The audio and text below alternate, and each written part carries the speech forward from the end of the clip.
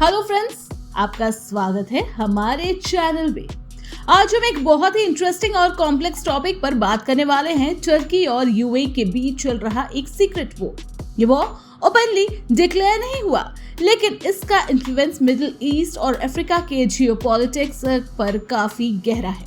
ये conflict Sudan और Somalia जैसे अफ्रीकन देशों में छुपा हुआ है, जहां दोनों देश अपनी पॉलिटिकल और मिलिट्री पावर दिखाने के लिए कोवर्ट ऑपरेशंस कर रहे हैं। इस वीडियो में हम इस वॉर के पीछे की वजह, दोनों की स्ट्रैटेजीज, की इंसिडेंट्स और इसका रीजनल इम्पैक्ट समझेंगे, जिससे आपको पूरा पिक्चर समझने में मदद मिलेगी। तो चलिए शुरुआत करते हैं।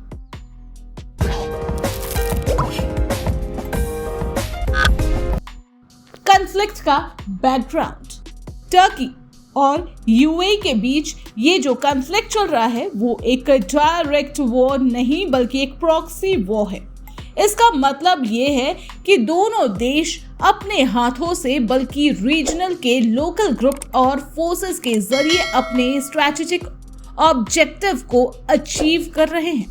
ये प्रॉक्सी वॉर खास तौर पर सूडान और सोमालिया में देखा जा सकता है, जहां टर्की सूडान और सोमालिया के सेंट्रल गवर्नमेंट्स को मिलिट्री और पॉलिटिकल सपोर्ट देता है। वहीं यूएई ने अपोजिट साइड चूज किया है। सूडान में पैरामिलिट्री ग्रुप आरएसएफ को आर्म्स और फाइनेंशियल एड प्रोवाइड करके सोमालिया के पुंतलैंड रीजन पर अपना पॉलिटिकल इन्फ्लुएंस बढ़ाकर इस तरह से दोनों देश पूरे रेड सी कॉरिडोर में अपना पावर बैलेंस कंट्रोल करने की कोशिश में लगे।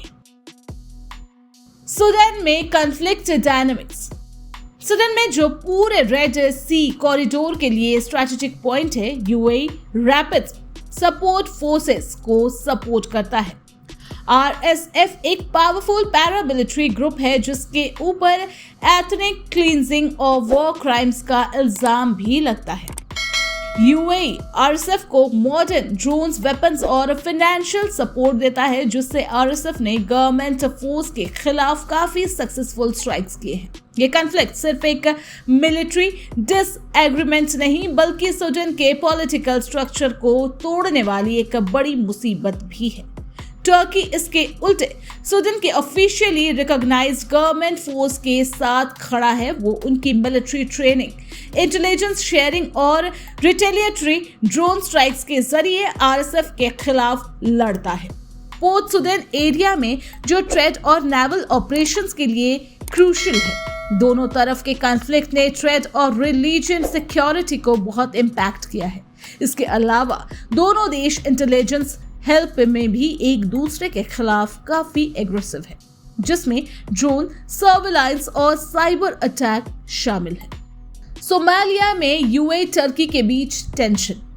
सोमालिया की एक और खास जगह पुंतलैंड, जहां यूएई के प्रेजेंस काफी मजबूत है, वहां भी ये कॉन्फ्लिक्ट देखा जा सकता है। यूएई ने पुंतलैंड के पोर्ट में इन्वेस्टमेंट करके मिलिट्री और पॉलिटिकल फुट होल्ड बनाया है, जिससे वो अपने रेड सी में मैरीटाइम स्ट्रेटजी के लिए एक बेस के रूप में देखता है। टर्की ने सोमालिया के फेडरल गवर्नमेंट को सपोर्ट किया है, जिससे यूएई के पुंतलैंड इन्फ्लुएंस से टकराव हुआ। एक खास इंसिडेंट जब पुंतलैंड ऑथोरिटीज ने टर्की की एक वेपन शिपमेंट को रोका, तब दोनों देश के बीच रिलेशन और खराब हो गए। टर्की ने इसे इलीगल ब्लॉकेज और पायरेसी बताया, जबकि पुंतलैंड ने यूएई की मदद से इस शिपमेंट को रोकने का जस्टिफिकेशन दिया। यह सिर्फ एक पिटी डिस्प्यूट नहीं, बल्कि एक बड़े जियोपॉलिटिकल बैटल का हिस्सा है, जिसमें दोनों अपने मैरीटाइम रूट्स को कंट्रोल करने की कोशिश कर रहे हैं। इसके अलावा सोमालिया में यूएई के मिलिट्री एडवाइजर्स और प्राइवेट कॉन्ट्रैक्टर्स भी हैं, जो स्ट्रैटेजिकली यूएई के इंटरेस्ट को प्रोटेक्ट करते हैं। Geopolitical interest. इस कॉम्प्लेक्स कॉन्फ्लिक्ट के पीछे यूएई और टर्की के बड़े जियोपॉलिटिकल मोटिव्स है। यूएई चाहता है कि रेड सी के स्ट्रैटेजिक शिपिंग लेन्स और पोर्ट्स पर अपने इकोनॉमिक और मिलिट्री कंट्रोल बरकरार रखे, जिससे इसी कॉरिडोर के थ्रू मिडिल ईस्ट अफ्रीका और यूरोप की शिपिंग होती है। सऊदी अरेबिया के अलायंस के साथ यूएई अपना एक्सपेंशनिस्ट स्ट्रेटजी फॉलो करता है, जो स्मगलिंग रूट्स और माइनिंग जोन्स तक भी एक्सटेंड होती है। टर्की वहीं अपने ऑटोमैन एम्पायर के पुराने इन्फ्लुएंस को रिवाइव करना चाहता है, ताकि वो मिडिल ईस्ट और ईस्ट अफ्रीका में अपनी मिलिट्री और पॉलिटिकल रेलेवेंस को बढ़ा सके। इसलिए वो स्ट्रैटेजिक मिलिट्री बेसिस बिल्ड कर रहा है और प्रॉक्सी ग्रुप को मिलिट्री टेक्नोलॉजी और इंटेलिजेंस प्रोवाइड करता है।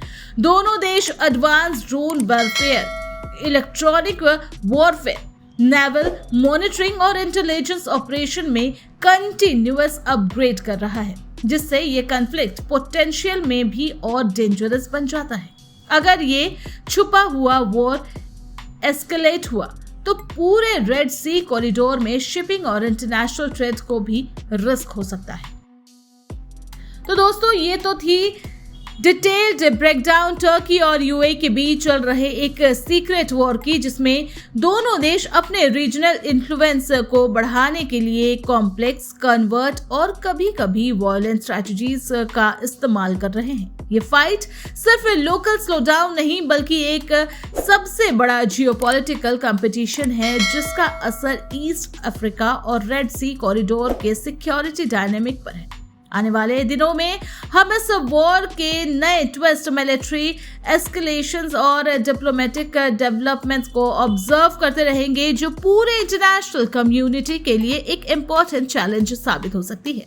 अगर वीडियो इंफॉर्मेटिव लगी हो तो लाइक, शेयर करें और ऐसे वीडियोस के लिए चैनल को सब्सक्राइब करना न भूलें। Thanks for watching.